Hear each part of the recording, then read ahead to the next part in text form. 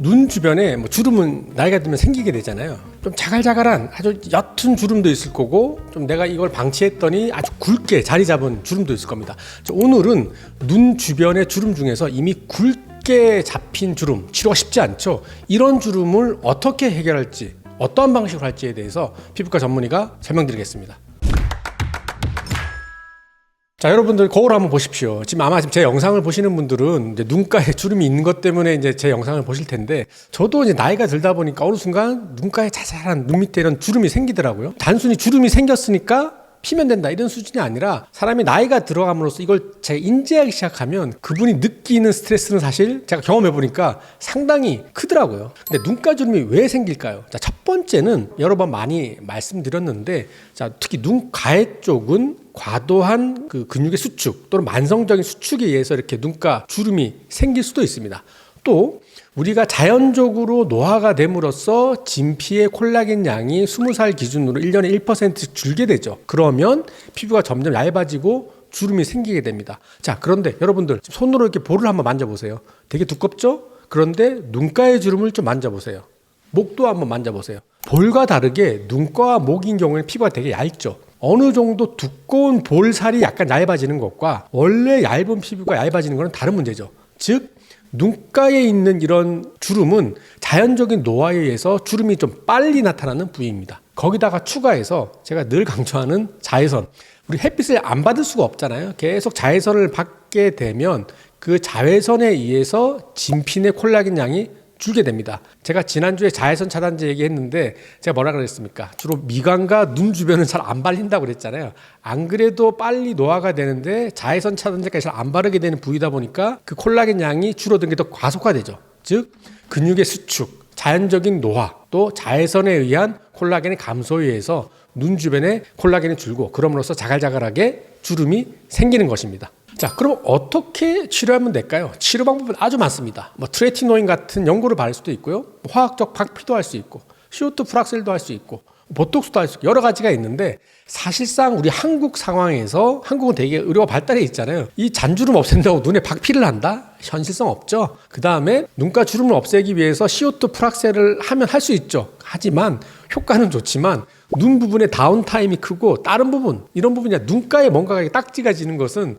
우리 한국처럼 뭔가 이렇게 섬세한 치료를 하는 나라에서는 사실 좀 어려운 경우가 있습니다. 보톡스 할 수 있죠. 다만 보톡스는 눈가의 수축에 의해서 바깥쪽은 되는데, 눈 밑에 콜라겐 자체가 줄어서 생기는 그물처럼 자갈자갈한 주름에는 효과가 좀 제한적일 수밖에 없습니다. 그래서 내가 이제 잔주름이 좀 시작된다라고 하는 30대 후반부터는 가장 먼저 선택할 수 있는 것이 바로 아이 서마지를 할 수 있습니다. 사진으로 바로 보실까요? 자, 치료 전, 치료 후 완전히 드라마틱하게 확 좋아지는 건 아니지만 어느 정도 주름이 줄고, 아이 서마지는 현재 있는 주름을 줄여주는 효과도 없지 않아 있지만 미래 주름을 예방하는 효과가 더 큽니다. 30대 중후반 되면서 아이 서마지를 미리 굵어지기 전에 1년에 한 번씩 바르면서 예방하는 것도 좋겠고요. 내가 시기를 조금 놓쳤어요. 이제 40대 들어가면서 조금 주름이 좀 굵어요. 자, 이런 경우에는 아이 서마지가 조금 부족할 경우가 있습니다. 자, 이런 경우에는 접촉식이 아니라 바늘이 피부 안으로 들어가서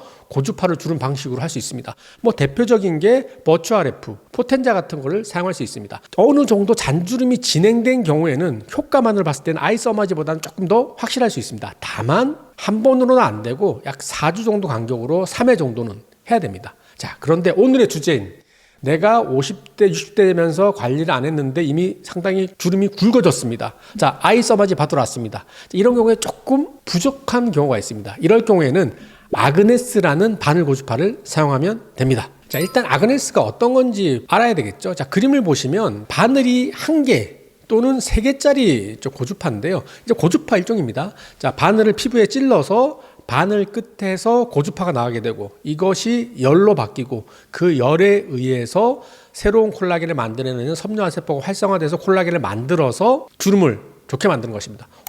그럼 이렇게 말할 수 있죠. 선생님, 그 말은 서마지 또는 버추 RF 이거랑 같은 거 아닙니까? 라고 물어볼 수 있는데요. 아주 정확한 지적이십니다. 자, 여기서 중요한 부분은 바늘이 1개이냐 24개냐 36개냐 아니면 바늘이 아니라 면적이냐 이 차이죠. 즉, 기계 입장에서는 고주파를 쭉 보내서 써마지처럼 전체 큰 면적으로 분산돼서 에너지를 보낼 수도 있고요. 아니면은 그것을 36개 정도로 딱 집중되게 에너지를 쏠 수도 있겠죠. 자, 그런데 아그네스처럼 1개 또는 3개로 가면 내가 보낸 에너지가 그 바늘 1, 2개, 3개로 집중되겠죠. 자, 제가 말하고 싶은 거는 바늘 수가 적어질수록 바늘 끝에 들어가는 에너지 양이 강하다는 겁니다. 즉, 효과가 조금 더 확실하다는 뜻입니다. 눈가에 이미 굵은 주름이 생겼을 경우에 이런 경우에는 써마지는 조금 약할 수 있어요. 써마지는 마치 수만 개의 작은 바늘이 꼭 모여있는 것 같죠. 에너지가 많이 분산되죠. 그래서 아까 말씀드렸듯이 이제 주름이 막 시작하려고 하거나 조금 심하지 않은 경우에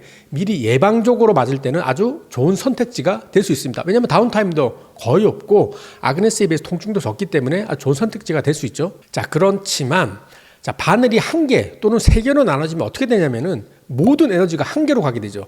예를 들면 아그네스를 우리가 지방을 녹일 때도 쓰는데 정말 강하게 쏘면 소리가 지지직 들릴 정도로 강하게 됩니다. 뭐 눈가에는 그렇게 강하긴 하진 않지만, 즉 한 포인트에 강력한 에너지를 쏘게 되면 순간 온도가 85도까지 올라가게 됩니다. 써마지는 그 정도 아닌가요? 그렇지 않습니다. 써마지를 큰 면적으로 85도 하면 환자분이 기절하세요. 그 정도는 할 수는 없고, 이게 그 85도를 견딜 수 있는 이유가 한 포인트 또는 3개 포인트로 집중되기 때문입니다. 그래서 그 찌른 부위 하나하나는 상당히 강력하게 에너지가 들어가게 되는 거죠. 이 말을 다른 말로 표현하면 찌른 부위에 손상되지 않은 정상 피부가 있기 때문에 비록 시술 부위는 강력하지만 정상 부위가 회복을 도와주기 때문에 빨리 회복될 수 있고 효과가 좋죠.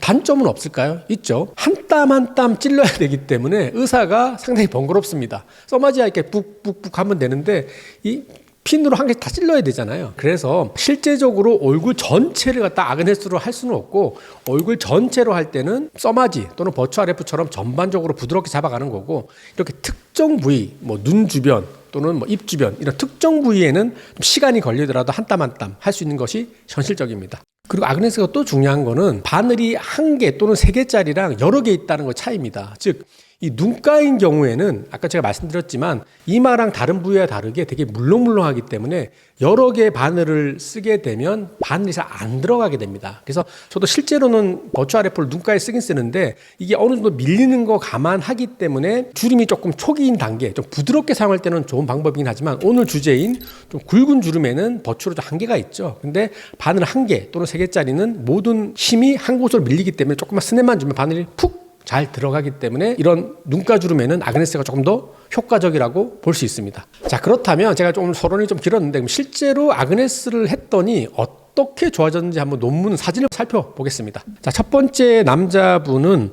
눈가 주변으로 아그네스를 치료하고 4주 후에 평가한 사진입니다. 자, 보시면 특히 눈 밑에 주름이 되게 굵으시잖아요. 이런 경우에는 사실 써마지나 버추로 조금 힘들 수 있습니다. 즉 아그네스처럼 좀 강력하게 들어가면 4주 경과한 시점에 많이 좋아진 것을 볼 수 있고요. 입과 인중 쪽에 세로 주름 경우에도 제가 실제로 이전에도 말씀드렸는데 조금 더 강력하게 에너지가 들어가야 됩니다. 치료 사진을 보시면 많이 개선된 것을 볼 수 있습니다. 자, 두 번째 비슷한 논문인데 저희 그 서울대 그룹에서 발표한 논문인데요. 8명의 여자, 3명의 남자를 대상으로 시술했던 거고요. 아그네스를 4주 간격으로 3회 시술을 했습니다. 자, 사진을 보시면 전 논문과 비슷하게 많이 개선된 것을 볼 수 있는데요. 자, 그래프를 한번 다시 보실까요? 4주 간격으로 시술이 딱 3번 끝나고 난 직후에도 어느 정도 개선이 됐는데 시술이 끝나고 한 달이 지났더니 더 좋아지죠? 3달이 지나니까 더 좋아지죠?